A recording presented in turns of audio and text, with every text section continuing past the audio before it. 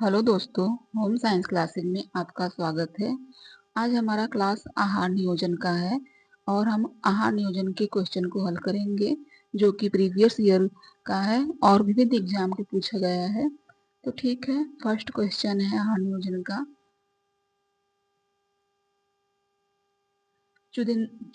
चुनिंदा पोषकों को शामिल करने में जो एक भोजन विशेष में सामान्यतः नहीं पाए जाते हैं कहलाता है। अर्थात चुनिंदा पोषकों को शामिल करना जो एक भोजन विशेष में सामान्यतः नहीं पाए जाते हैं वह कौन सा पोषण कहलाता है। तो इसमें से होगा सुदृढ़ीकरण। इसका आंसर डी सही होगा, सुदृढ़ीकरण होगा। इसके बारे में जानते हैं। चुनिंदा पोषक को शामिल करना जो एक भोजन विशेषक में सामान्यतः नहीं पाए जाते हैं सुदृढ़ीकरण कहलाते हैं। तो सुदृढ़ीकरण को फोर्टिफिकेशन भी कहते हैं। नेक्स्ट क्वेश्चन है,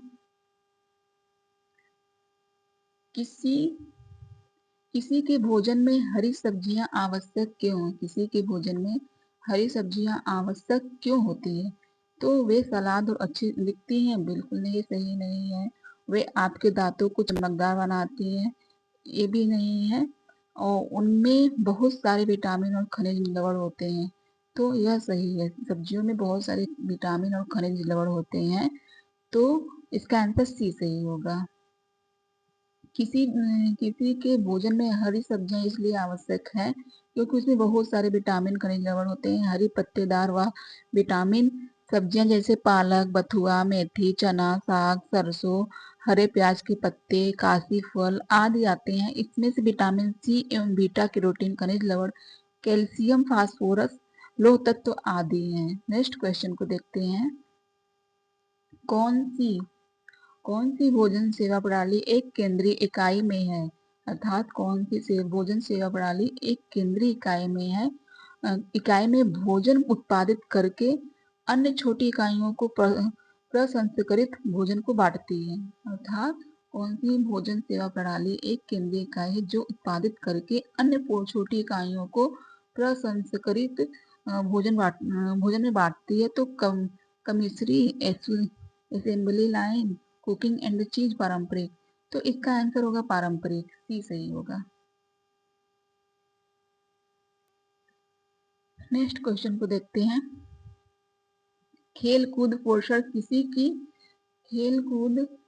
किसी के खाली स्थान दिया गया है में सुधार के संबंध में पोषण और भोजन के अध्ययन और अभ्यास है। अर्थात खेल कूद पोषण किसी के मतलब किसी के एथलेट निष्पादन में सुधार के संबंध में पोषण भोजन के अध्ययन और अभ्यास में है। तो इसका आंसर ए होगा, एथलीट।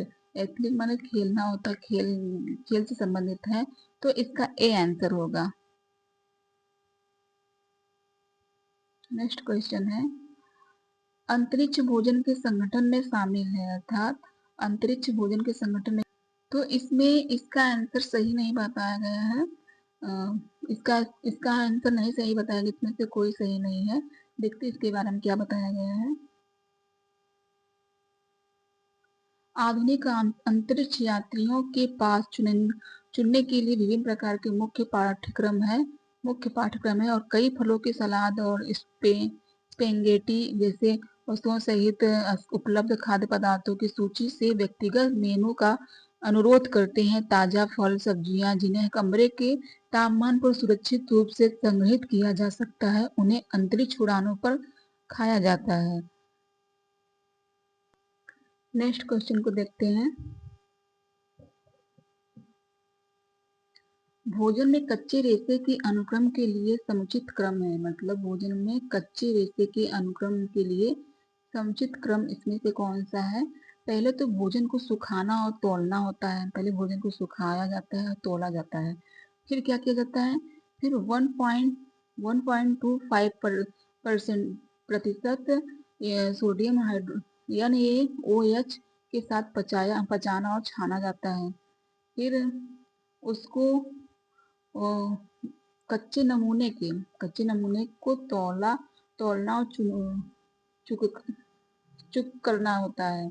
अच्छा, अर्थात कच्चे नमूनों को तौलना और चुक करना होता है। और फिर लास्ट में 1.25% H2O SO4 के साथ पचाना और छानना होता है। तो इसका आंसर होगा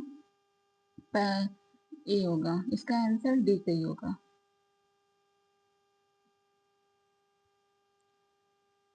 नेक्स्ट क्वेश्चन है, खाद्य नियोजन आरडीए को पूर्ण रूप क्या है, अर्थात खाद्य नियोजन आरडीए का पूर्ण, तो आरडीए का फुल फॉर्म पूछा गया है, तो इसका आंसर होगा रिकमेंडेड डाइटरी अलाउंस, तो ये होगा रिकमेंडेड डाइटरी अलाउंस, तो इसका आंसर डी सही होगा। खाद्य नियोजन आरडीए का पूर्ण रूप रिकमेंडेड डाइटरी अलाउंस है। आरडीए शरीर के सामान्य शारीरिक कार्यों को बनाए रखने के लिए आवश्यक अवशोषित पोषक तत्वों की न्यूनतम मात्रा है। नेक्स्ट क्वेश्चन को देखते हैं, एक वयस्क के मिश्र आहार में प्रोटीन की आधारी आवश्यकता होती है, अर्थात एक वयस्क मिश्रित आहार में प्रोटीन की आधारी आवश्यकता, मतलब आधारी प्रोटीन की आधारी आवश्यकता कितनी हो सकती है, तो 1 ग्राम प्रति किलो शरीर भार के अनुसार प्रोटीन की आवश्यकता होती है, तो इसका आंसर सी सही होगा, 1 ग्राम प्रति किलो शरीर भार के अनुसार। नेक्स्ट क्वेश्चन को देखते हैं, यह आईसीएमआर मतलब भारतीय चिकित्सा अनुसंधान समिति आईसीएमआर पोषण विशेषज्ञों ने भारतीयों के लिए प्रोटीन की प्रस्तावित दैनिक आवश्यकता 1 ग्राम प्रति किलो शरीर भार के अनुसार 1 किलो शरीर भार के अनुसार निर्धारित किया गया है, आधार पर निर्धारित किया गया है।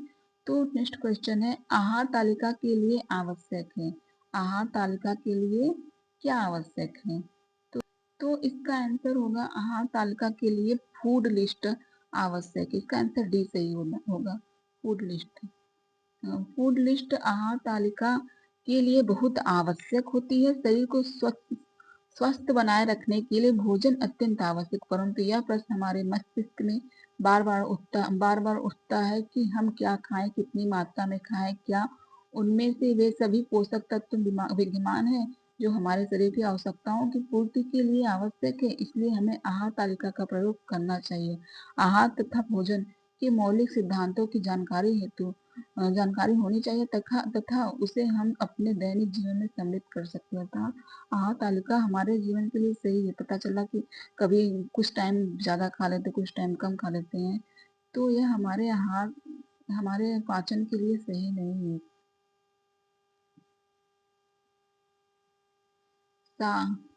नेक्स्ट क्वेश्चन है,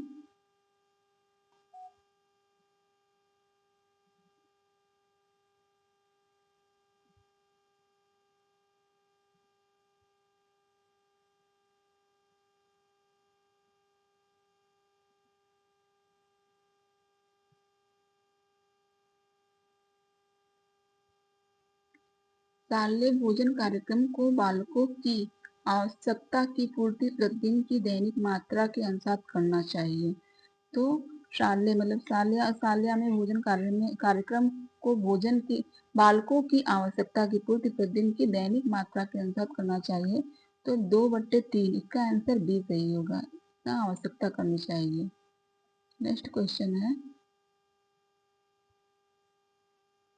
एक सूची में आहार समूह दिया गया तथा दूसरी सूची में खपत इकाई दिया गया है, तो इसमें पूछा गया किशोर 12 से 21 वर्ष के लिए कितना खपत इकाई होगा, तो इसका होगा 1.0, तो इसका तीसरा होगा, तो इसका तीसरा होगा। फिर वयस्क महिला साधारण सम करता है तो 0.8, तो इसका पहला होगा। और वयस्क महिला भारी सम करता है तो वयस्क महिला भारी समकर्ता में आएगा 1.2 होगा, तो इसका दूसरा होगा।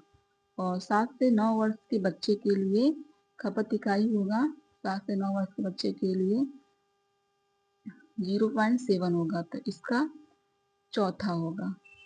तो देखते हैं तीसरा, पहला, दूसरा, चौथा कौन सा है, तो इसका आंसर सी सही होगा। नेक्स्ट क्वेश्चन को देखते हैं, 6 से 11 वर्ष के स्कूल 6 से 11 वर्ष के बच्चों के लिए मध्याह्न भोजन मिड डे मील कार्यक्रम में निम्नलिखित शामिल है, अर्थात 6 से 11 वर्ष के स्कूल के बच्चों के लिए मध्याह्न भोजन मतलब मिड डे मील कितने कार्यक्रम शामिल है, तो इसमें होगा 40 से साढ़े 4 किलो कैलोरी और 8 से 12 ग्राम 450 किलो कैलोरी और 8 से 12 ग्राम प्रोटीन प्रतिदिन देना चाहिए। फिर गर्म पका हुआ भोजन देना चाहिए और स्कूल में उपस्थिति बढ़ाना चाहिए। तो इसका आंसर होगा दूसरा, तीसरा, पांचवा। तो इसका आंसर बी सही होगा। नेक्स्ट क्वेश्चन को देखते हैं।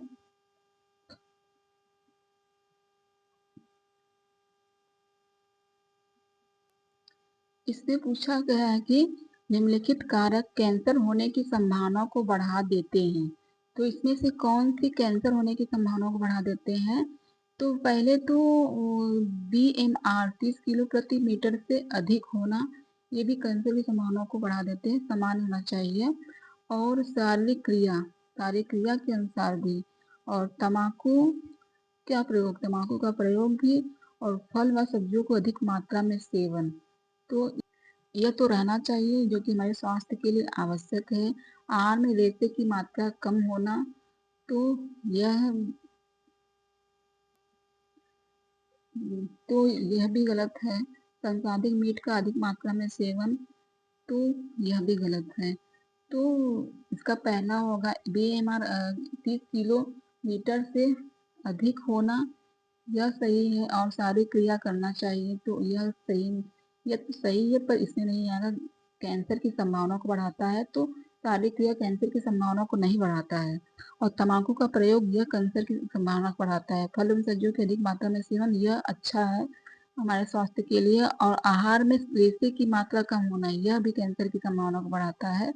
और संसाधित मीट का अधिक मात्रा में सेवन करना, यह भी कैंसर की संभावना को बढ़ाता है। तो पहला, तीसरा, पांचवा, चौथा, तो इसका आंसर सी सही होगा।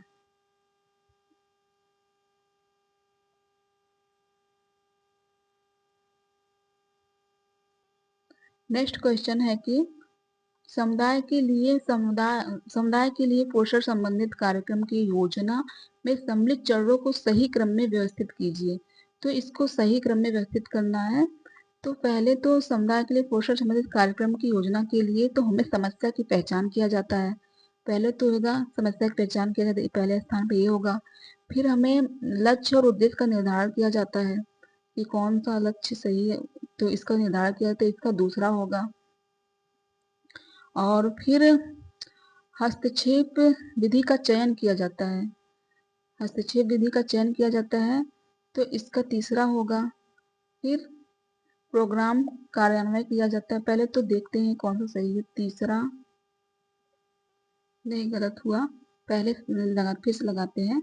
पहले समस्या की पहचान किया जाता है, फिर समुदाय की आवश्यकताओं का आकलन किया जाता है, यह दूसरे स्थान पे हो जाएगा। समुदाय की आवश्यकताओं को आकलन किया जाता है, फिर लक्ष्य और उद्देश्य का निर्धारण किया जाता है, यह तीसरे स्थान पे हो जाता है। फिर हस्तक्षेप विधि का चयन किया जाता है। हस्तक्षेप विधि का चयन किया जाता है, यह चौथे स्थान पे आ जाएगा। फिर प्रोग्राम का क्रियान्वयन किया जाता है, यह पांचवें स्थान पे आ जाएगा। फिर लास्ट में निगरानी और मूल्यांकन किया जाता है, यह छठवें स्थान पे हो जाएगा। तो तीसरा तीसरा चौथा नहीं तीसरा तीसरा तीसरा छठवां तीसरा छठवां पहला, देखते हैं कौन सा सही है। तीसरा छठवां पहला, तो इसका आंसर डी सही होगा। देखिए,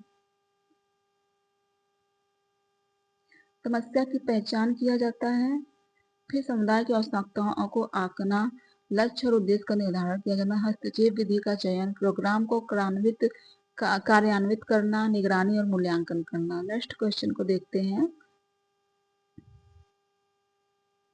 ये हमें सूची 1 का सूची 2 में मिलान करना है। तो 0 से 6 माह शिशु के लिए 0 से 6 माह शिशु के लिए 25 होगा।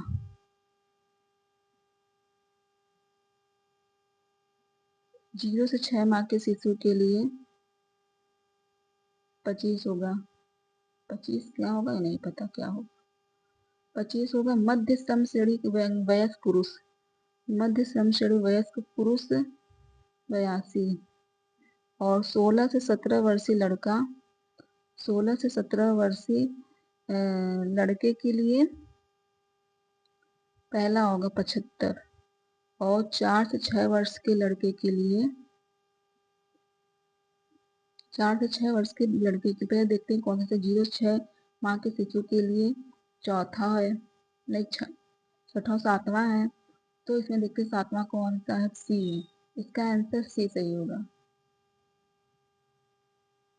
0 से 6 माह के शिशु के लिए 25 और मध्य श्रम श्रेणी के वयस्क पुरुष के लिए 82, 16 से 17 वर्षीय लड़का के लिए 75, 4 से 6 वर्षीय लड़के के लिए बालक के लिए 55 और 6 से 12 माह के शिशु के लिए 35। नेक्स्ट क्वेश्चन को देखते हैं। सूची 1 का सूची 2 के साथ मिलान करना है। तो FIFO को किसमें किया जाता है, तो FIFO को खरीद होता है, तो इसका होगा FIFO को भंडार किया जाता है, तो इसका 5वां होगा, भंडार किया जाता है। फिर NOC का सेवा किया जाता है, तो सेवा होगा। MUF को उत्पादन किया जाता है, तो इसका होगा, पहले देखते हैं FIAS का 5वां, तो इसमें 5वां कौन सा, इसका आंसर डी सही होगा, 5वां।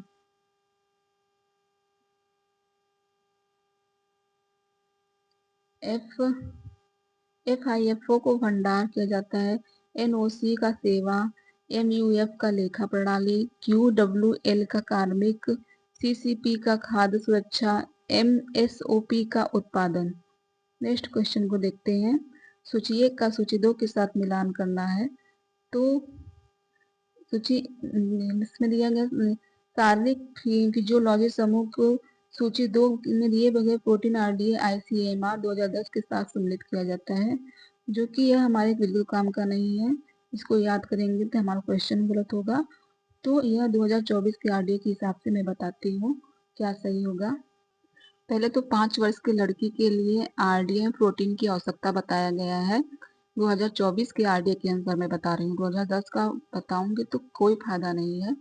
तो 2024 के अनुसार 16 ग्राम प्रति डे के अनुसार प्रतिदिन 16 ग्राम प्रति डे के अनुसार लेना चाहिए, और 9 वर्ष के लड़का के लिए 23 ग्राम प्रति डे लेना चाहिए, और 16 वर्ष की लड़की के लिए प्रोटीन की आवश्यकता होगी 46 ग्राम प्रति डे होना चाहिए, और वयस्क पुरुष के लिए 54 ग्राम होना चाहिए प्रति डे, और गर्भवती महिला के लिए 55.4 ग्राम होना चाहिए, और सामान्य महिला के लिए मैं अलग से बता देती हूँ। सामान्य महिला के लिए वयस्क महिला के लिए 46 ग्राम प्रति डे प्रोटीन की आवश्यकता होनी चाहिए, और जो कि 46 कि 55.4 ग्राम गर्भवती महिला के लिए अलग से जोड़ा गया है, 9.5 होगा, और जो कि 3 मंथ का जब है बच्चा, जैसे पेट में जो गर्भवती महिला के लिए जब 3 मंथ का है तो उसे 9.5 ग्राम प्रोटीन अधिक लेना चाहिए सामान्य महिला की, जैसे 46 ग्राम प्रति डे के हिसाब से है, तो सामान्य महिला के हिसाब से 9.5 अलग से लेना चाहिए ग्राम प्रोटीन। नेक्स्ट क्वेश्चन को देखते हैं। एक वयस्क व्यक्ति के प्रोटीन की आवश्यकता है, तो एक वयस्क व्यक्ति की प्रोटीन की आवश्यकता कितनी, अभी मैं बताई थी कितनी है, 54 ग्राम प्रति डे होगा। तो एक वयस्क व्यक्ति की प्रोटीन की आवश्यकता 54 ग्राम प्रति डे होगा। यह प्रति डे के हिसाब से है, और 1 ग्राम ग्राम किलोग्राम के वजन के हिसाब से कितना होगा, तो 0.8 ग्राम प्रति किलोग्राम के हिसाब से होगा, 0.8 ग्राम प्रति किलोग्राम के हिसाब से होगा, तो यह इसका आंसर होगा। और अगर पूछे कि प्रति डे के हिसाब से, तो 54 ग्राम प्रति डे के हिसाब से रहेगा। नेक्स्ट क्वेश्चन को देखते हैं। आहार चिकित्सा में किसकी भूमिका अधिक है, अर्थात आहार चिकित्सा में इनमें से किसकी भूमिका अधिक है, तो डायटिशियन की भूमिका अधिक है, तो इसका आंसर डी बी सही होगा, डायटिशियन का। आहार चिकित्सा में डायटीशियन की भूमिका अधिक है, महत्वपूर्ण होती है। होटलों एवं अस्पतालों में आहार चिकित्सा को नियुक्त किया जाता है। होटल में इसकी नियुक्ति ग्राहकों के लिए उपयुक्त खाद्य पदार्थों को लागू करने हेतु होती है। अस्पतालों में इनकी नियुक्ति खाद्य पदार्थों से होने वाली बीमारियों का इलाज करने के लिए किया जाता है। नेक्स्ट क्वेश्चन को देखते हैं। निम्न में से कौन सा कारक आहार नियोजन को प्रभावित करता है? इसमें से कौन सा कारक है जो आहार नियोजन के लिए प्रभावित करता है? तो आयु भी है, शारीरिक आवश्यकता भी और वैसा भी है जो आहार नियोजन के लिए प्रभावित करता है। इसका आंसर उपयुक्त होगा डी।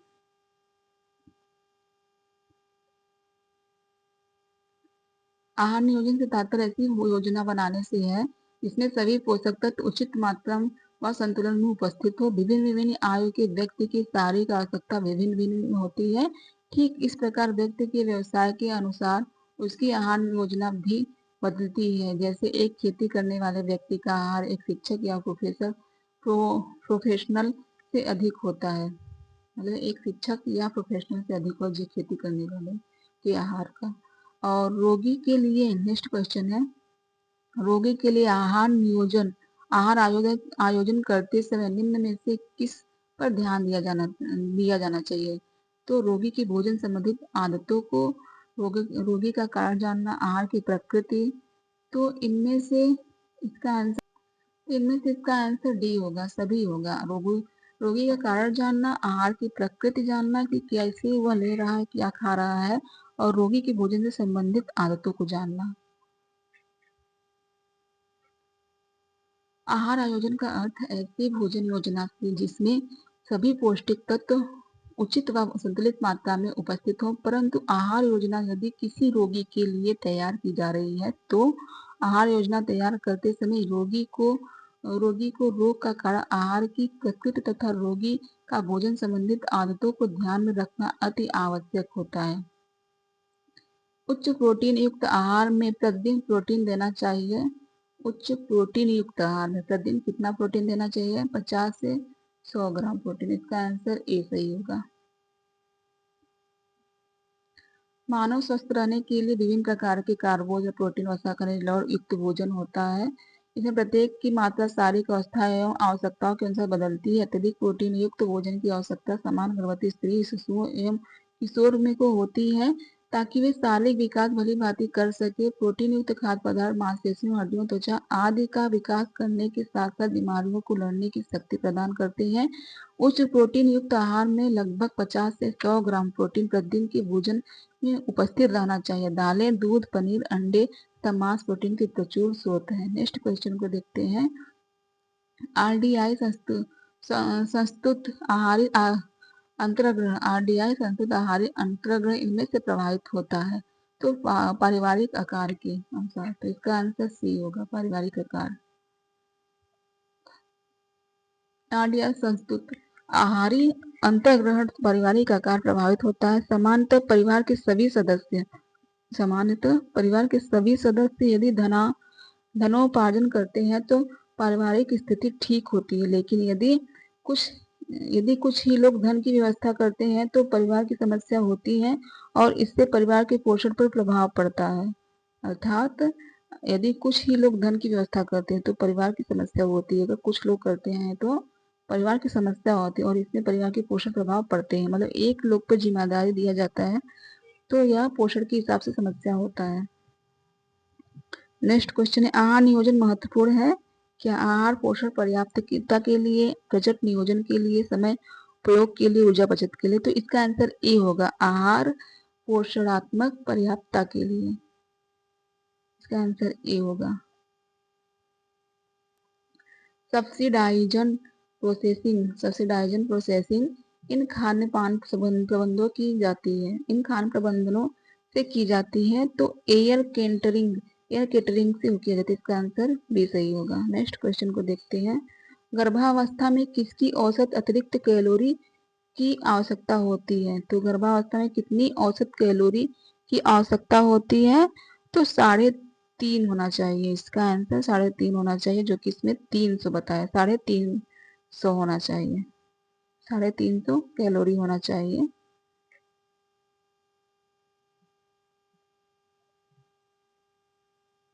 चावल और दालों को अलग खाने की अपेक्षा खिचड़ी जो दाल चावल से ही बनती है उसमें अधिक पौष्टिकता क्यों होती है? मतलब चावल और दालों को अलग खाने की अपेक्षा खिचड़ी जो दाल चावल से ही बनती है उसमें अधिक पौष्टिकता क्यों होती है? दाल लाइसिन प्रदान करता है जो चावल में कम होता है, तो सही है। चावल मिथ्यानिन प्रदान करता है जो दाल में कम होता है, ये भी सही है। दाल में मिथ्यानिन पाया जाता है और अनाज में लाइसिन नहीं पाया जाता है, तो इनके मिश्रण के लिए यह आवश्यक होता है। तो इसका आंसर बी और ए और बी दोनों सही है। चावल में विटामिन सी नहीं होता है। को खाने के कब्ज नहीं होता, मतलब किसको खाने से कब्ज नहीं होता है? तो रेसे को खाने से कब्ज नहीं होता, इसका आंसर सी सही होगा। नेक्स्ट क्वेश्चन को देखते हैं, इसके बारे में पढ़ लेते हैं। रेसे को खाने से कब्ज नहीं होता है। उच्च रेशेदार भोजन कब्ज के रोगी को दिया जाता है, इसमें मल के निष्कासन में सहायता मिलती है। पेस्टिक अल्सर, पेचिश, शल्यक्रिया के बाद तथा पाचन संस्थान में गड़बड़ी होने पर कम रेशे युक्त आहार दिया जाता है। समृद्ध भोजन कच्ची सब्जियां, सलाद की छिलका सहित दाल चोकर सहित आटे की रोटी संपूर्ण अनाज है। नेक्स्ट क्वेश्चन को देखते हैं। एक रजोनिवृत्त महिला के लिए कैल्शियम की आरडीए होती है। एक रजोनिर्मित मतलब रजोनिवृत्त महिला के लिए कैल्शियम की आरडीए होती है, तो इसका आंसर होगा 600 मिलीग्राम। इसका आंसर ए होगा। नेक्स्ट क्वेश्चन को देखते हैं। दूसरा है स्वास्थ्य में भोजन पोषण का है। स्वास्थ्य में पोषण कैसा होता है? तो बच्चे के फर्स्ट क्वेश्चन है, बच्चे के आहार में अनुपूरक भोजन की शुरुआत किस उम्र से होती है? अर्थात बच्चों के आहार में अनुपूरक भोजन की शुरुआत किस उम्र से होती है? तो 6 महीने के आसपास, इसका बी सही आंसर होगा। 6 महीने के आसपास होती है। नेक्स्ट क्वेश्चन को देखते हैं। दूध शिशु का प्रमुख आहार होता है, परंतु जब शिशु को 6 से 7 माह का हो जाता है तब उसकी उदर पूर्ति एवं समग्र पोषण के लिए माता का दूध पर्याप्त नहीं हो पाता है, बल्कि उसकी बढ़ती शारीरिक मांग के लिए अन्य पौष्टिक पदार्थ की आवश्यकता होती है। 6 माह तक शिशु को लोह लवण की आवश्यकता नहीं होती है, क्योंकि उसके शरीर में पर्याप्त उम्र बढ़ने के साथ साथ लोह लवण की कमी हो जाती है। अतः ऊपरी अनुपूरक द्वारा लोह लवण आयोडीन एवं आवश्यक विटामिन की पूर्ति की जाती है, इसीलिए अलग से दूध के अलावा अलग से भोजन कुछ और दिया जाता है। नेक्स्ट क्वेश्चन को देखते हैं। नीचे सूचीबद्ध में से कौन सा खाद्य पदार्थ ऐसा है जिसका सेवन शिशु की स्तनपान कराने से पहले किया जाए तो यह बच्चे को उत्तेजित करेगा या उसकी नींद में बाधा डालता है? कौन सा खाद्य पदार्थ है? तो सोया मिल्क है, तो इसका डी सही होगा। ये बाधा उत्पन्न करता है, बच्चा चिड़चिड़ा हो जाता है। नेक्स्ट क्वेश्चन को देखते हैं। तेलिया मछली के उस घटक का नाम बताइए जो कि बच्चों में मस्तिष्क के विकास में मदद करता है? तो ओमेगा 3 फैटी एसिड, इसका ए सही होगा आंसर। नेक्स्ट क्वेश्चन है। एक शिशु को स्तन्य मोचन पदार्थ देने की शुरुआत करने की सही आयु है, अर्थात 6 महीने होगा इसका। एक शिशु की स्तन्य मोचन पदार्थ देने की शुरुआत करने का सही आयु 6 महीना है। शिशु के पूरक आहार से तात्पर्य उस आहार से है जो शिशु के अलावा शिशु के शरीर की आवश्यकता के पौष्टिक तत्वों की मांग को पूरा करता है। यद्यपि यदि दूध पूर्ण आहार है, किंतु जन्म के 6 माह बाद शिशु को शरीर की मांग केवल दूध के द्वारा ही पूरी नहीं हो पाती है। ऐसी स्थिति में शिशु को दूध के साथ साथ पूरक आहार की आवश्यकता होती है। नेक्स्ट क्वेश्चन को देखते हैं। आहार आहार नियोजन का दूसरा डी है, जिसमें विद्यालय के आहार के बारे में बताया गया है। विद्यालय के बालकों का आहार, तो इसमें बताया गया है। तो आईसीएमआर के अनुसार, मतलब 2000 आईसीएमआर के अनुसार 10 से 12 वर्ष की लड़की के लिए ऊर्जा की अनुशंसित आहार मात्रा है। तो इसमें 2024 के अनुसार बता रही हूँ, इसको जानना कोई जरूरी नहीं है। तो 2024 के अनुसार 10 से 12 वर्ष की लड़की के लिए 2024 के अनुसार ऊर्जा की अनुशंसा होती है 2060 किलो कैलोरी प्रतिदिन होना चाहिए। तो यह सही होगा। नेक्स्ट क्वेश्चन को देखते हैं। 1 से 3 वर्ष तथा 4 से 6 वर्ष के बालक के लिए ICMR द्वारा कितनी कैलोरी ऊर्जा देनी निर्धारित की गई है? तो 2024 की RDA के अनुसार होगा 1 से 3 वर्ष के बालक के लिए 1110 होना चाहिए।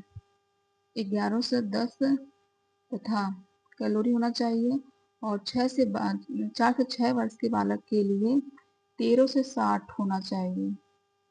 13 से 60 कैलोरी होना चाहिए। तो यह सही होगा। नेक्स्ट क्वेश्चन को देखते हैं। बालोपहार योजना बालक के विकास फंड बालक के विकास योजना फंड बालोपहार योजना बालक के विकास फंड योजना किस बैंक या संस्थान के अंतर्गत कार्य कर रही है? तो यह जीवन बीमा निगम तथा भारतीय यूनिट ट्रस्ट के अनुसार कार्य कर रही है। तो इसका आंसर ए सही होगा। 16 से 18 वर्ष के किशोरावस्था की लड़कियों के लिए प्रोटीन का संस्तुति दैनिक हिस्सा होता है ग्राम प्रतिदिन के अनुसार। तो 16 से 18 वर्ष की किशोरावस्था की लड़कियों के लिए प्रोटीन का संस्तुत दैनिक हिस्सा होता है ग्राम प्रतिदिन के अनुसार 50 होता है। और 2024 के RDA के अनुसार होगा 46 प्रति ग्राम होगा। कितना होगा? 46 प्रति ग्राम होगा।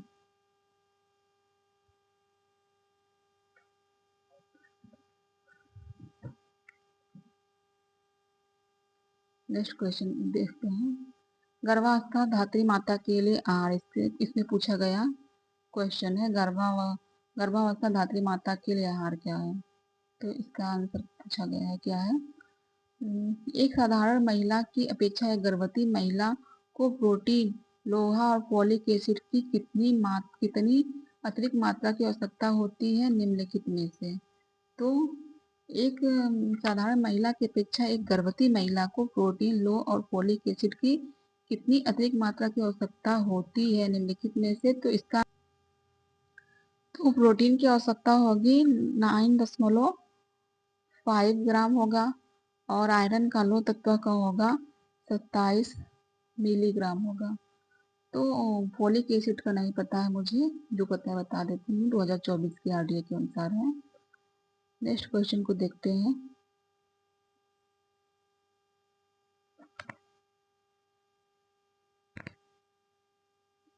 गर्भकालीन अवस्था में गर्भकालीन अवस्था में एक साथ 2 मानव शरीरों का पोषण होता है। जन्म से पूर्व 40 सप्ताह तक अर्थात 9 माह तक शिशु माँ के गर्भ में विकसित होता है। वह अपनी पोषण संबंधित आवश्यकताओं की पूर्ति हेतु पूर्ण माता पर आश्रित रहता है। परिणामतः माता को न केवल अपने स्वयं के लिए बल्कि गर्भ में पल रहे शिशु के लिए भी पोषण प्राप्त करना होता है। अतः एक साधारण महिला की अपेक्षा एक गर्भवती महिला को प्रोटीन 15 और 8 ग्राम फोलिक एसिड और 300 mg अधिक मात्रा में आवश्यकता होती है। गर्भवती महिला के लिए ऊर्जा और प्रोटीन की अतिरिक्त आवश्यकता है। गर्भवती महिला के लिए ऊर्जा और प्रोटीन के लिए अतिरिक्त आवश्यकता है। तो इसका आंसर यह 2000 दूसरा RDA पूछा गया है। तो 350 कैलोरी होना चाहिए। 350 कैलोरी होना चाहिए।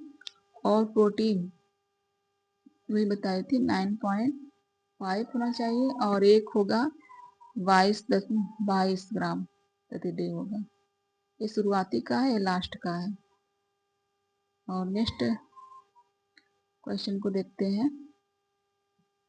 एक धात्री माता 0 से 6 माह के लिए एक वयस्क स्त्री की तुलना में जो न गर्भवती है और न ही शिशु का दूध पिला रही है, निम्नलिखित पौष्टिक तत्वों की प्रस्तावित मात्रा बढ़ जाती है। किसकी? एक धात्री माता 0 से 6 माह के लिए एक वयस्क स्त्री की तुलना में ना गर्भवती और ना ही शिशु को दूध पिला रही है, निम्नलिखित पौष्टिक तत्वों की प्रस्तावित मात्रा बढ़ जाती है। तो इसमें कौन से पौष्टिक तत्व की मात्रा बढ़ जाती है? पहले तो कैल्शियम की मात्रा बढ़ जाती है, फिर विटामिन ए की मात्रा बढ़ जाती है क्या?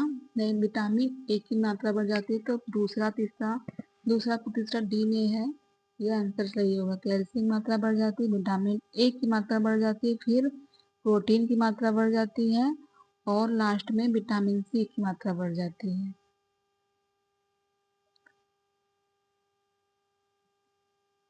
गर्भावस्था के दौरान कुल प्रोटीन बनती है, अर्थात गर्भावस्था के दौरान कुल प्रोटीन बनती है, तो इसका आंसर होगा 900 ग्राम प्रोटीन। इसका आंसर ए होगा, 900 ग्राम प्रोटीन। गर्भाकाल में गर्भिणी को सामान्य स्त्री की अपेक्षा अधिक प्रोटीन की आवश्यकता होती है। गर्भावस्था में शिशु के शरीर गर्भिणी के शरीर के ऊतकों की टूट फूट की मरम्मत एवं नए तंतुओं के निर्माण हेतु प्रोटीन नितांत आवश्यक होता है। गर्भावस्था के दौरान 900 ग्राम प्रोटीन बनती है। नेक्स्ट क्वेश्चन को देखते हैं। प्रजनन एवं दुग्ध स्राव हेतु कौन सा खनिज आवश्यक है? प्रजनन एवं दुग्ध स्राव हेतु कौन सा खनिज आवश्यक? तो कैल्शियम खनिज आवश्यक है, तो इसका आंसर डी सही होगा। प्रजनन एवं दुग्ध स्राव के लिए कैल्शियम खनिज आवश्यक है। भ्रूण के विकास में हड्डी का निर्माण आरंभ होता है। कैल्शियम प्रोटीन कोलेजन तथा कार्बोज के साथ मिलकर कैल्सिफिकेशन क्या बनाता है? कैल्सिफिकेशन प्रक्रिया से हड्डी को ठोस मजबूत प्रदान करता है। इस प्रक्रिया वह फास्फोरस के साथ मिलकर कैल्शियम फास्फेट हाइड्रोक्सी एपीटाइट बनाता है। नेक्स्ट क्वेश्चन है, उस मछली का नाम बताइए जिसमें गर्भावस्था के दौरान खाने की बीमारियों उस मछली का नाम बताइए जिसमें गर्भावस्था के दौरान खाने से बीमारियों से पूरी तरह बचा जा सकता है। तो फ्रेश ट्यूना होगा, इसका आंसर डी सही होगा, फ्रेश ट्यूना होगा। नेक्स्ट क्वेश्चन को देखते हैं।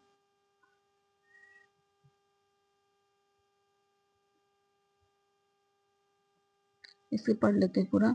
गर्भावस्था के दौरान फ्रेश ट्यूना मछली खाने के अनेक बीमारियों से बचा जा सकता है, क्योंकि गर्भवती स्त्री के आहार में ध्यान देना बहुत आवश्यकता है। उसको अपने साथ साथ अपने गर्भस्थ शिशु का भी पोषण करना पड़ता है। अतः गर्भवती आहार के संबंध में निम्न बातों का ध्यान रखना चाहिए।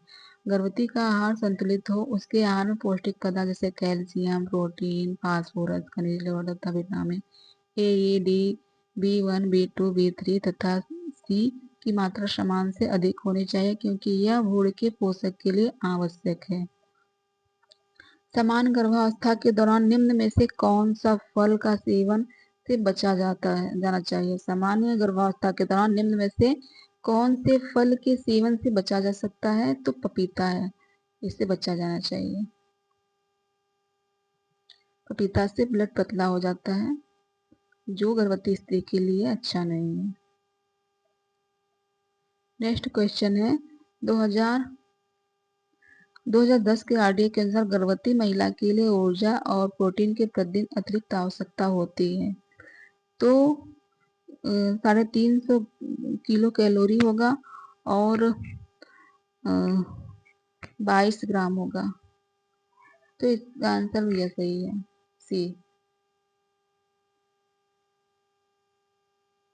23 ग्राम।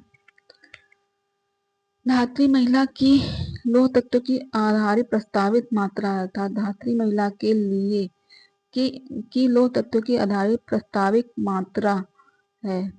तो 2024 के आरडीए के अनुसार 2300 मिलीग्राम होना चाहिए। कितना? 2300 मिलीग्राम होना चाहिए।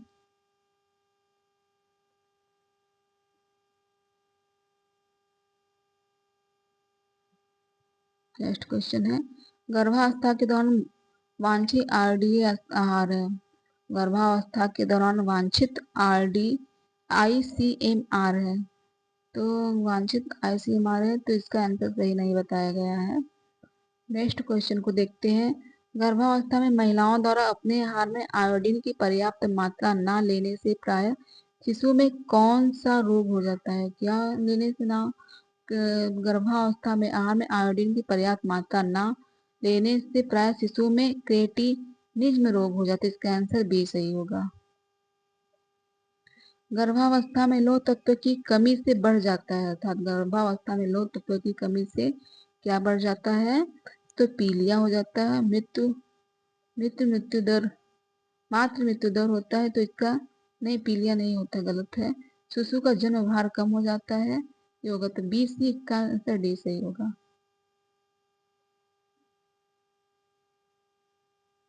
नेक्स्ट क्वेश्चन देखते हैं।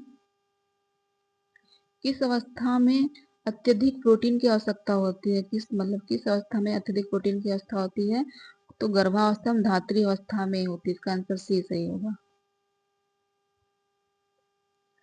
मानव शरीर में लगभग 15% भाग प्रोटीन का ही बना होता है, तो प्रोटीन की अत्यधिक आवश्यकता गर्भावस्था में धात्री अवस्था में होती है, क्योंकि इस अवस्था में शिशु के शरीर का निर्माण होता है। क्या होता है, शिशु का शरीर का निर्माण होता है, जिसके लिए प्रोटीन की अति आवश्यकता होती है। धातव्य की मानव शरीर की वृद्धि में विकास के लिए प्रोटीन नितांत आवश्यक तथ्य। मानव शरीर में लगभग 15% भाग प्रोटीन का ही बना होता है। नेक्स्ट क्वेश्चन को देखते हैं। गर्भावस्था में लोह लोह की प्रतिदिन की अनुशांसिक मात्रा है, तो प्रतिदिन की अनुशांसिक मात्रा गर्भावस्था में है 2700, 2024 के आरडीए के अनुसार बता रही हूँ, 2700 मिलीग्राम होना चाहिए। नेक्स्ट क्वेश्चन है, गर्भावस्था में कम क्रियाशील स्त्री को कितनी कैलोरी की आवश्यकता होती है, मतलब गर्भावस्था में कम क्रियाशील स्त्री के लिए कितनी कैलोरी की आवश्यकता होती है, तो 2024 के आरडीए के अनुसार, पहले तो सामान्य स्त्री की, मतलब कम क्रियाशील तो मतलब सामान्य स्त्री है, तो कम क्रियाशील स्त्री के लिए 1660 ग्राम होना चाहिए, तो और गर्भावस्था में 350 कैलोरी बढ़ा दिया जाता है, तो कितना होगा, 0, 6 और 5, 6 5 11, तो 1 हो जाएगा, और 6 3 9, एक हासिल, तो 10 हो जाएगा, और 2, तो कितना, 210 कैलोरी की आवश्यकता होगी, 2024 के आरडीए के अनुसार है। गर्भावस्था के दौरान गर्भवती स्त्री के लिए आवश्यक है, तो गर्भावस्था के दौरान गर्भवती स्त्री के लिए क्या आवश्यक है, दूध एवं प्रोटीन युक्त भरपूर भोजन आवश्यक है। नेक्स्ट क्वेश्चन को देखते हैं। एक धात्री स्त्री जिसका शिशु 8 माह का है, 8 माह का है, के लिए अधिक ऊर्जा की आवश्यकता होती है, मतलब एक धात्री स्त्री है जिसका शिशु कितने माह का है, 8 माह का है, उसके लिए कितनी ऊर्जा की आवश्यकता होती है, तो उसके लिए 520 ऊर्जा की आवश्यकता कितनी होती है, 520, 2024 के आरडीए के अनुसार बता रही हूँ, 520 होनी चाहिए। गर्भवती महिला के लिए संतुलित संस्तुति, गर्भवती महिला के लिए संस्तुति कैलोरी है, गर्भवती महिला के लिए संस्तुति कैलोरी है, तो 2024 के आरडीए के अनुसार 3.5 होगा।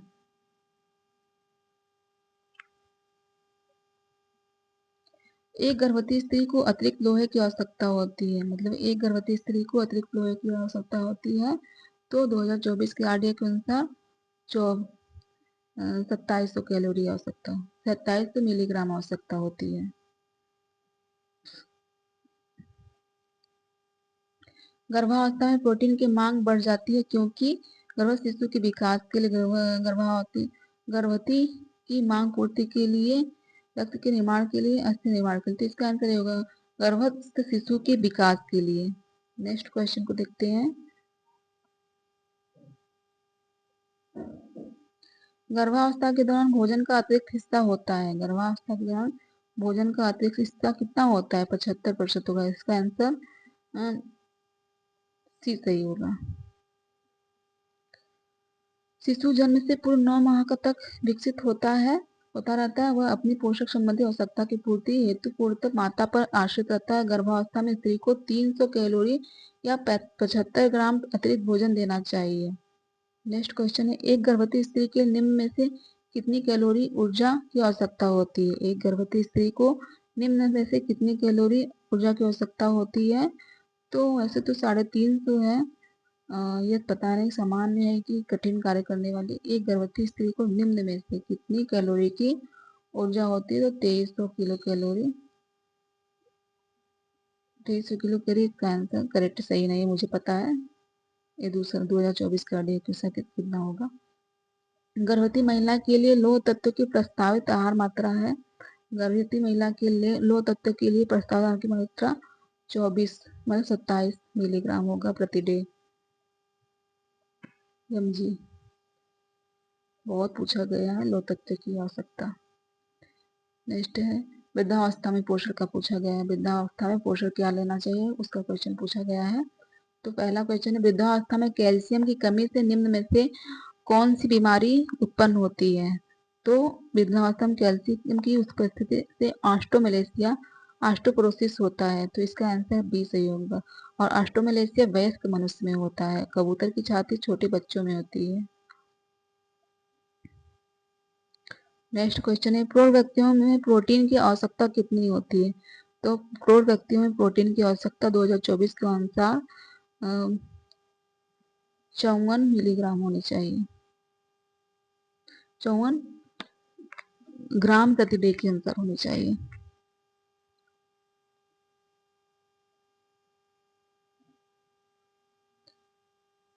शरीर भार के अनुसार पूछा गया है। तो 0.8 होना चाहिए। 0.8 ग्राम किलोग्राम प्रति शरीर भार के अनुसार होना चाहिए। नेक्स्ट क्वेश्चन है बुढ़ापा मतलब अभिकथन पूछा गया है। बुढ़ापा लिंग बॉडी मास बोन मास और टोल्ड बॉडी कैल्शियम की कमी से संबंधित है। अर्थात बुढ़ापा लिंग बॉडी मास बोन मास और टोल्ड बॉडी कैल्शियम की कमी से संबंधित है। वयोवृद्धि लोगों के लिए उच्च वसा और अल्प प्रोटीन बदले आहार लेने की सलाह दी जाती है। तो दोनों सही है। इसका आंसर सी सही हो गया और दोनों सही है। वृद्धावस्था में होने वाली समान परेशानी जो आंत से संबंधित है। अर्थात वृद्धावस्था में होने वाली समान परेशानी जो आंत से संबंधित है। तो इस कब्ज से होगा। तो इसका आंसर ये होगा कब्ज। कब्ज पाचन संस्थान एक आम विकार है जिसमें मल त्याग अनियमित व कष्टदायक हो जाता है और प्रायः मल के में जल की मात्रा कम हो जाती है कठिन हो जाता है। जल की मात्रा कम होने से अधिक ठोस हो जाते हैं अतः मल त्यागने में परेशानी होती है। लक्षण सामान्य देखे जाने वाले लक्षण है बेचैनी सिर दर्द मतलब सामान्य लक्षण देखे जाने लक्षण में आएगा बेचैनी सिर दर्द जीभ पर सफेद सी परत जमना सांस में दुर्गंध तथा भूख ना लगना यही सब कारण लक्षण होता है। किस उम्र में बीएमआर की दर कम हो जाती है। अर्थात किस उम्र में बीएमआर की मांग कम हो जाती है वृद्धावस्था में। इसका आंसर डी सही होगा। नेक्स्ट क्वेश्चन को देखते हैं। मेनू से पूछा गया है खाद्य पदार्थ से। अस्पताल और वृद्धावस्था अस्पताल और वृद्ध आश्रम जैसे सरकारी संस्था खाद्य पदार्थ एवं वस्तु खरीदने हेतु आमतौर पर निम्न में से किस विधि का प्रयोग करते हैं। तो औपचारिक खरीदारी का प्रयोग। इसका आंसर डी से होगा। अस्पताल और वृद्ध आश्रम जैसे सरकारी संस्था खाद्य पदार्थ एवं वस्तु खरीदते हुए आमतौर पर औपचारिक खरीद की विधि का प्रयोग करते हैं। नेक्स्ट क्वेश्चन है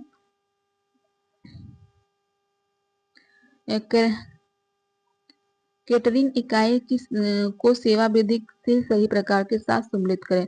तो कैटरिंग इकाई और सेवा की वृद्धि। तो कैफेटेरिया में आएगा स्क्रेबल होगा इसका दूसरा होगा। फिर इसमें देखते हैं दूसरा कौन सा सही है।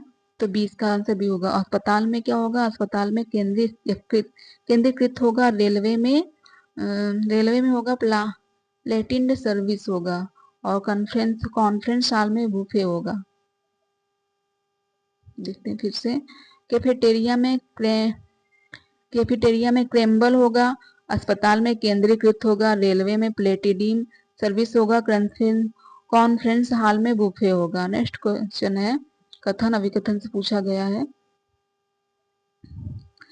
खाद्य सेवा के बड़े संस्थान औपचारिक प्रतिस्पर्धात्मक बिंड बाइंग का उपयोग करते हैं और यह क्रेता थोक बाजार में जाकर कीमत की बोली लगाता है। तो इसका आंसर सी होगा। ए सत्य परंतु आर असत्य है। खाद्य सेवा के बड़े संस्थान औपचारिक प्रतिस्पर्धात्मक वाइंग का उपयोग करते हैं। बड़े खाद्य संस्थान कृषकों को खरीदने के लिए प्रतिस्पर्धा करते हैं तथा वे उन्हें अधिकतम मूल्य का भुगतान सीधे कृषि के देते समय बिचौलियों की भूमिका को या कम करते हैं, जिसके कारण कृषकों को अधिक लाभ होता है। जब ये बड़े खाद्य संस्थान खुदरा लोगों को बेचते हैं तो उसका उचित मूल्य तथा गुणवत्ता का ध्यान रखते हैं, जिसके क्रेता को भी अधिकतम लाभ होता है। इसका मूल्य निश्चित होता है। नेक्स्ट क्वेश्चन है, कौन सी खाद्य पदार्थ सेवा व्यवस्था केंद्रीय इकाई में कौन सी खाद्य सेवा व्यवस्था केंद्रीय इकाई में खाद्य पदार्थों का उत्पादन करती है और अन्य छोटी इकाइयों को संसाधित खाद्य पदार्थ में वितरित करती है? तो केमिसरी होगा इसका आंसर, सी सही होगा। केमिसरी खाद्य सेवा है, संसाधित खाद्य सेवा पदार्थ है। केमिसरी का अर्थ प्रतिनिधि होता है, जिसमें एक उच्च पदाधिकारी औपचारिक एवं कानूनी तरीके से कार्यालय या अन्य कर्तव्यों को संपादित या क्रियान्वित करने के लिए नियुक्त करता है। यह एक वैध उच्च अधिकारी या सत्ता से किसी निश्चित मामलों में निर्णय पारित करने या उससे संबंधित सूचनाएं ग्रहण करने के लिए शक्ति प्रदान करता है। शीघ्र सेवा रेस्तरां क्या पूछा है? शीघ्र सेवा रेस्तरां अपने मेनू को पौष्टिक इस पर बताते हैं। तो शीघ्र सेवा रेस्तरां अपने मेनू को पौष्टिक इस प्रकार बताते हैं, वेबसाइट्स बताते हैं। तो इसका आंसर सी होगा। नेक्स्ट क्वेश्चन है, पूछा सूची 1 का सूची 2 में मिलान किया गया है। तो रेस्तरां क्या है? रेस्तरां एक टेबल सेवा है, तो इसका होगा टेबल सेवा। थोड़ा बड़ा करते हैं।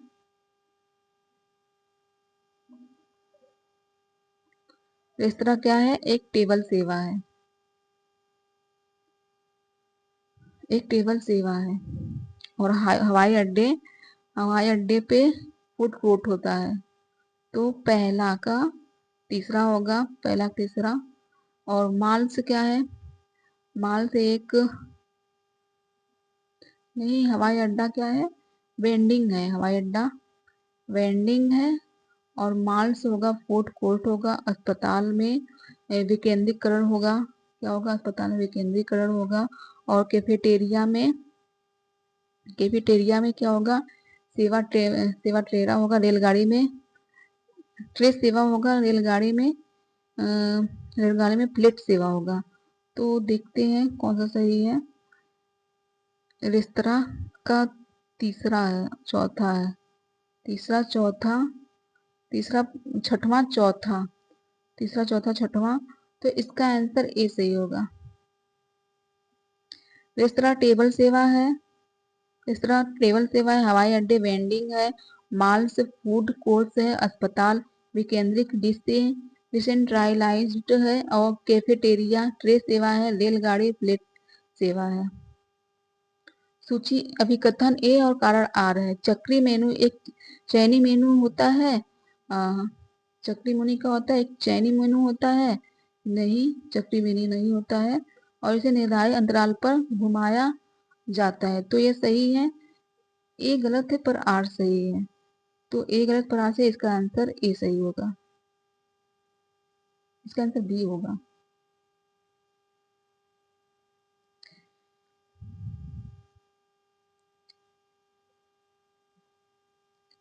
एक रेस्तरां में खाद्य मूल्यांकन में बढ़त निम्न के कारण हो सकता है। मतलब एक रेस्तरां में खाद्य मूल्यांकन बढ़त निम्न के कारण हो सकता है। तो पहले तो कच्चा माल बिना मौसम के खरीदना होता है, यह होगा।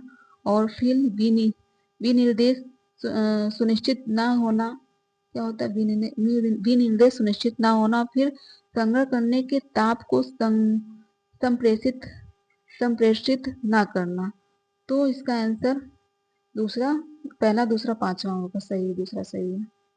कच्चा माल बिना मौसम से खरीदना, विनिर्देश सुनिश्चित ना होना, संग्रह करने के ताप को संप्रेषित ना करना। नेक्स्ट क्वेश्चन पूछा गया है,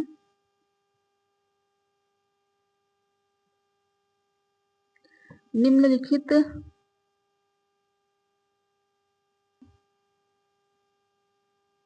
फूड शील्ड का प्रयोग होता है, फूड शील्ड का प्रयोग रेस्टोरेंट में होता है। इसका आंसर ए होगा। तो सूची 1 का सूची 2 में मिलान करना है। तो पहले देखते हैं हवाई सेवा। हवाई सेवा में क्या होगा? डिसेंट्रलाइजेशन होगा। क्या होगा? हवाई सेवा में डिसेंट्रलाइजेशन होगा। तो और अस्पताल में क्या होगा? बेटर होगा। तो पहला का तीसरा और पांच, अस्पताल का पांचवा। देखते हैं कौन सा सही है। पहला का तीसरा में, पहला का तीसरा में इसका पहला का तीसरा में पहला का पहला होगा। पहला डिसेंट्रलाइजेशन होगा। पहला का पहला होगा। तो इसका आंसर बी सही होगा। मिलान करते हैं। हवाई सेवा डिसेंट्रलाइजेशन होगा और छात्रावास पोर्टेबल होगा, अस्पताल वेटर होगा, कैफेटेरिया स्क्रेबल होगा और फास्ट फूड यूनिट काउंटर होगा। फास्ट फूड यूनिट काउंटर होगा। सूची 1 इसमें अभिकथन कारण बताया गया। नीचे 2 कथन दिए गए जिसमें से एक अभिकथन और दूसरा तर्क कथनों को पढ़िए और नीचे दिए गए कोड का प्रयोग कर से उत्तर दीजिए। तो इसमें पहला पूछा गया है कि मेनू को खान पान सेवा इकाई का एक विशिष्ट घटक माना जाता है। क्या माना जाता है? मेनू को खान पान सेवा का एक विशिष्ट घटक माना जाता है, जो कि सही है। इसमें इस प्रणालीबद्ध योजना को प्रक्रियाओं की आवश्यकता होती है जिसमें भोजन का सतत मूल्यांकन शामिल होता है। तो ए और आर दोनों से इसका आंसर ए सही होगा। एक खाद्य सेवा इकाई में खाना पकाने और परोसने की मूल प्रक्रिया है। तो इसका होगा मेनू। भी सही होगा, मेनू। एक खाद्य सेवा इकाई खाना पकाने और परोसने की मूल प्रक्रिया मेनू कहलाते हैं। मेनू निम्नलिखित प्रकार के होते हैं। पहला एला कार्डे मेनू में आएगा। एक प्रकार का मेनू है जिसमें खाद्य पदार्थों का मूल्य उसमें अंकित रहता है, या उसका मूल्य अंकित रहता है। और नेक्स्ट देखते हैं कार्बोनेशन मेनू क्या है? कार्बोनेशन मेनू में यह किसी दिन के लिए एला कार्ड मेनू या टेबल हॉट मेनू हो जाता है। मतलब कॉम्बिनेशन मेनू किसी दिन के लिए एला कार्ड मेनू हो जाता है, तो किसी दिन के लिए टेबल हॉट मेनू हो जाता है, मतलब मिक्स रहता है। साइकिल मेनू होता है अस्पतालों, होटल, घर, अन्य संसाधनों में। इस प्रकार के मेनू में पाचन दैनिक 5 दिन भोजन सामग्री तय की ये तिथि पर बदल बदल कर बनाई जाती है। और टेबल डी हॉट मेनू में इसमें खाद्य सामग्री थाली में परोसी जाती है। इसमें संयुक्त रूप से सभी पदार्थों का दाम अंकित रहता है। इसमें संयुक्त रूप से परोसा जाता है। बुफे के लिए निम्न मेनू इस प्रकार की होनी चाहिए: सरलता, महत्वाकांक्षा, साधारण रूप से, कठिनाई से। तो बुफे के लिए किस प्रकार का मेनू होना चाहिए? तो इसका आंसर होगा बी, सरल होना चाहिए मेनू। नेक्स्ट क्वेश्चन को देखते हैं।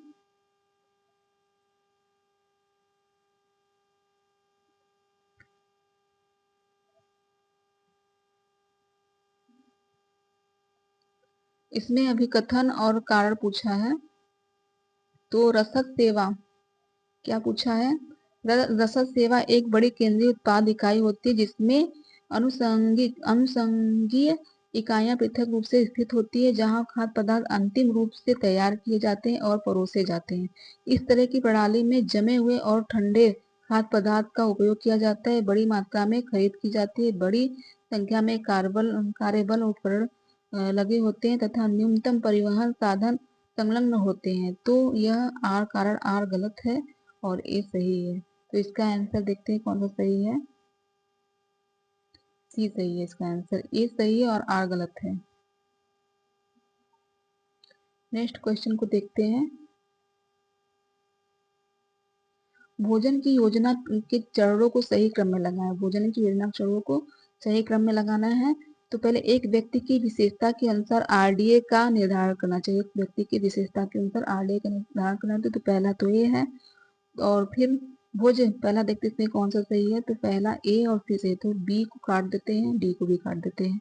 फिर भोज्य तालिका का निश्चय फिर क्या करना चाहिए? संपूर्ण खाद्य विनियोग का निश्चित करें और उन्हें दिन भर में खाए जाने वाले भोजन में वितरित करें। क्या किया जाता है? संपूर्ण खाद्य बिंदुओं का निश्चित करें और उन्हें दिन भर में खाए जाने वाले भोजन में वितरित करें। तो इसका चौथा होगा, तो इसका सी सही होगा। फिर क्या किया जाता है? भोज्य तालिका का निश्चय किया जाता है, फिर भोजन में पौष्टिक तत्वों की गणना करें और उनकी आरडीए में तुलना करें। तो इसका आंसर सी सही होगा।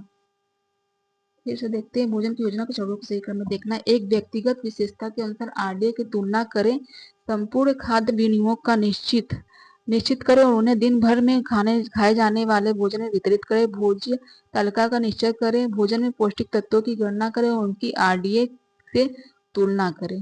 नेक्स्ट क्वेश्चन, एक खाद्य सेवा प्रतिष्ठा में आपूर्तियों की प्राप्त करने की प्रक्रिया में शामिल चरणों को सही क्रम में लगाना है। तो इसका पूरा आंसर नहीं दिख रहा है, पूरा आंसर देख लेते हैं। दिए गए आदेश की प्रतिलिपि के साथ दिए गए आदेश प्रतिलिपि के अनुसार सुपुर्दगी दिए गए आदेश के प्रतिनिधित्व के अनुसार सुपुर्दगी वितरण की जांच की जाती है। सुपुर्दगी वितरण पर विभिन्न पदों का गिनती, मात्रा और वजन को दिए गए योगफल के साथ मिलाया जाता है। फिर आपूर्तिकर्ता को दिए गए खाद्य वितरण के साथ वस्तुओं की गुणवत्ता की जांच की जाती है। अस्वीकार्य पदों को सुपुर्दगी चालान पर इसे लौटाने का उल्लेख करते हुए सुपुर्दगी करने वाले व्यक्ति के साथ लौटा दिया जाता है। प्राप्त करने वाले अधिकारी और आपूर्तिकर्ता के साथ सुपुर्दगी चालान पर प्रति हस्ताक्षर किए जाते हैं। यह भी खाद्य सेवा संस्थान के उपकरण खरीदते समय उठाने जाने वाले कदमों को सही क्रम में लगाना है। अर्थात खाद्य सेवा के उपकरणों को सही क्रम में लगाना। तो पहले तो आएगा कि आवश्यकता का आकलन करना होता है। तो इसका सी देखते हैं कौन सही है। आवश्यकता का आकलन किया जाता है तो सी इसमें सी है, तो सी किसमें है? तो ए और बी में सी है, तो सी और ई कट जाता है। फिर देखते हैं, आवश्यकता का आकलन करने के बाद खरीदने वाले उपकरणों की सूची के बारे में निर्णय लेना पड़ता है, तो ई होगा। तो इसका आंसर बी सही होगा। फिर क्या कहते हैं, विभिन्न स्रोतों से इन उपकरणों को मूल्य प्राप्त करने की व्यय आकलन किया जाता है और फिर इन उपकरणों को खरीदने के लिए गाइडलाइन वितरण निश्चित किया जाता है। फिर लास्ट में उपकरण जो कि वांछित वितरण की संतुष्टि हो, उन्हें ध्यानपूर्वक सोच विचार करने के चुनना होता है। खाद्य सेवा संस्थान के उपकरणों को खरीदते समय खाद्य सेवा संस्थान के उपकरणों को खरीदते समय लिए जाने वाले कदमों को सही क्रम में आवश्यकता का आकलन करना, फिर खरीदने वाले उपकरणों को सूची के बारे में निर्णय लेना होता है। विभिन्न खाद्यान्नों जैसे इन उपकरणों का मूल्य प्राप्त करने व्यय का आकलन करना होता है। इन उपकरणों को खरीदने के लिए गाइडलाइन वितरण निश्चित करना होता है। नेक्स्ट क्वेश्चन देखते हैं। ठीक है, यह क्लास यहीं पे समाप्त होता है। यह बहुत लंबा चैप्टर हो जाएगा, इसलिए इसका यह पूरा क्लास इसका नेक्स्ट क्लास में होगा। ठीक है, आपका धन्यवाद। इसी तरह हमारा क्लास देखते रहिए।